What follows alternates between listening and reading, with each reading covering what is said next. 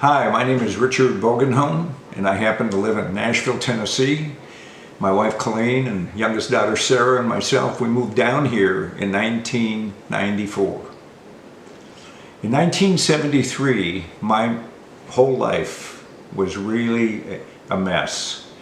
I had trusted in so many temporary things. I trusted in my job, my friends, sports, money, and so on and so forth. And I was looking for permanent peace, but it never came. And so I started looking inward.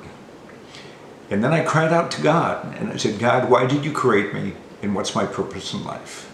He heard that prayer, and 2.5 years later, 3 people from a nearby Lutheran church, which is part of the denomination I belong to, knocked on my door. I was single with the 2 kids, and I let them in. They shared with me, they asked me 2 questions, and then they shared with me a very, very simple outline that I understood.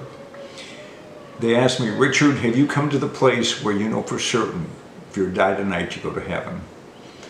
I told them, yes. The second question was, if you were to die tonight and stand before God, and He would ask you, why should I let you into my heaven? What would you say? And I said I'd been baptized, confirmed, I was even an altar boy. And they looked at me so kindly and so caring, and they said, those are really nice things you've done, Richard, but they won't get you in heaven.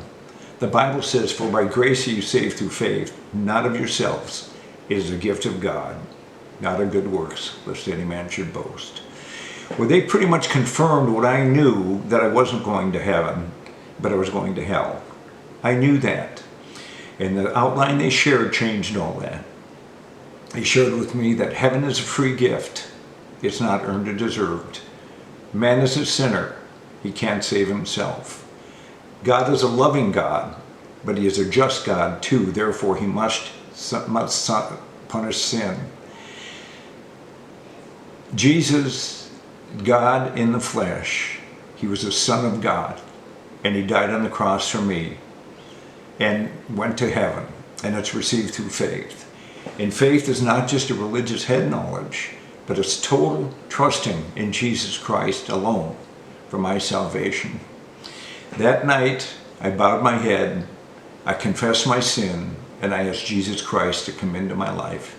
It was 50 years ago plus, and I can say this, I haven't regretted 1 minute of it. My life, I have a lot of peace, I have a purpose, and all I can say is I wouldn't change a thing.